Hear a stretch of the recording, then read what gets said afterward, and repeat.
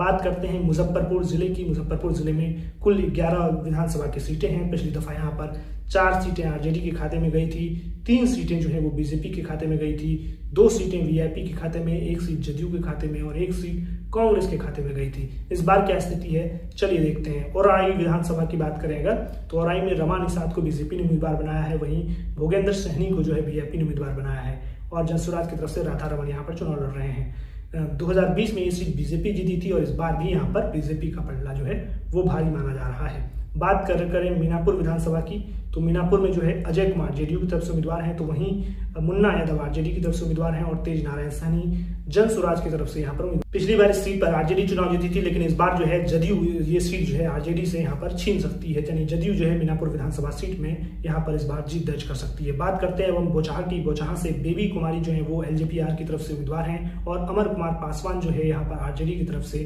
उम्मीदवार है। वहीं उमेश कुमार रजक जो है वो जनसुराज की तरफ से लड़ रहे हैं। पिछली दफा ये सीट जो है वीआईपी के खाते में गई थी और इस बार जो है यहाँ पर आरजेडी के अमर पासवान जो है इस सीट को यहाँ पर जीत सकते हैं। बात करते हैं सकरा विधानसभा की। सकरा में आदित्य कुमार जेडीयू के उम्मीदवार हैं, तो वहीं उमेश कुमार राम जो है वो कांग्रेस के उम्मीदवार हैं।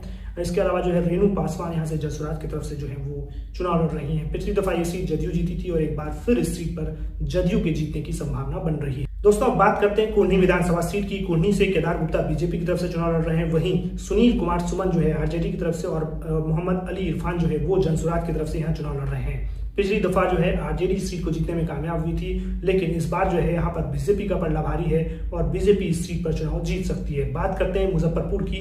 मुजफ्फरपुर में रंजन कुमार जो है वो बीजेपी की तरफ से उम्मीदवार बनाए गए हैं, तो वहीं कांग्रेस की तरफ से विजेंद्र चौधरी जो है वो उम्मीदवार हैं।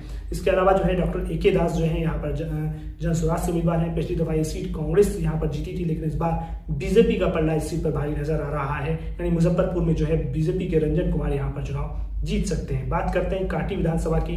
कांटी से अजीत कुमार जेडीयू की तरफ से उम्मीदवार हैं, तो वहीं मोहम्मद इसराइल मंसूरी जो है वो आरजेडी की तरफ से और सुदर्शन मिश्रा जनसुराज की तरफ से उम्मीदवार बनाए गए हैं। पिछली दफा आरजेडी सीट पर जीती थी, लेकिन इस बार जो है यहाँ पर कड़ी टक्कर देखने को मिल रहा है मोहम्मद इसराइल मंसूरी आरजेडी के और अजीत कुमार जेडीयू के बीच में। अब बात बरूराज विधानसभा क्षेत्र की करते हैं। बरूराज में अरुण कुमार सिंह जो है वो बीजेपी की तरफ से उम्मीदवार बनाए गए हैं और राकेश कुमार वीआईपी की तरफ से यहाँ पर उम्मीदवार हैं और हीरा लाल जो है वो जनसुराज की तरफ से यहाँ पर चुनाव लड़ रहे हैं। पिछली दफा बीजेपी इस सीट को जीतने में कामयाब हुई थी और एक बार फिर यहाँ पर बरूराज में बीजेपी का जो कब्जा है वो बरकरार रहेगा।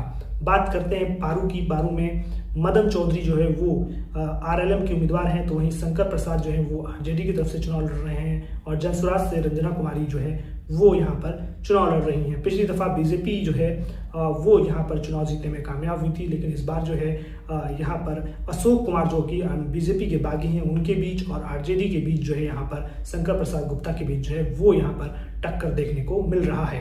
बात करते हैं साहिबगंज की। साहिबगंज में राजू सिंह बीजेपी की तरफ से, तो वहीं पृथ्वीनाथ राय जो है वो आरजेडी की तरफ से यहाँ चुनाव लड़ रहे हैं और डॉक्टर हरि किशोर सिंह जो है वो जनसुराज की तरफ से चुनाव लड़ रहे हैं। पिछली दफा वीआईपी जो है इस सीट को जीतने में कामयाब हुई थी, लेकिन इस बार एक बार फिर जो है बीजेपी यानी एनडीए के खाते में ये सीट जाती हुई दिखाई दे रही है। अब बात गायघाट की करते हैं। गायघाट से कोमल सिंह जेडीयू की तरफ से उम्मीदवार हैं। उसके अलावा आरजेडी की तरफ से जो है निरंजन राय यहाँ पर उम्मीदवार हैं और अशोक कुमार सिंह जनसुराज की तरफ से उम्मीदवार हैं।